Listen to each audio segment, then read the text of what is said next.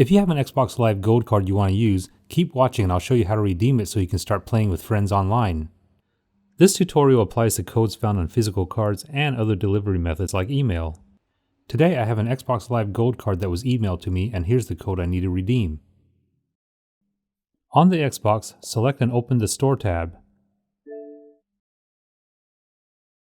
Here, go to the left column and scroll down and select Redeem.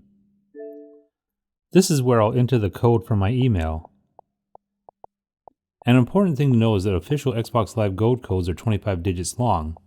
That's definitely a requirement. If you have more or less characters, it's not a valid Xbox code.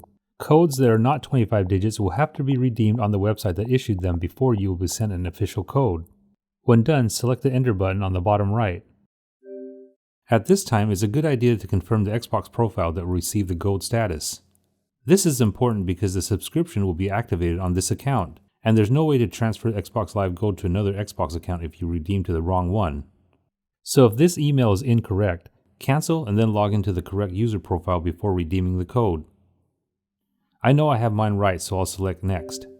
And here I'll select Confirm to redeem my Xbox Live code, and that's basically how you do it. On the last screen, just close out of this menu. To check the time I have left on my Gold subscription, I'll go to Settings. Then, under Account, I'll go to Subscriptions. And here I can see when my Xbox Live Gold will expire. Here's the final thing you need to know.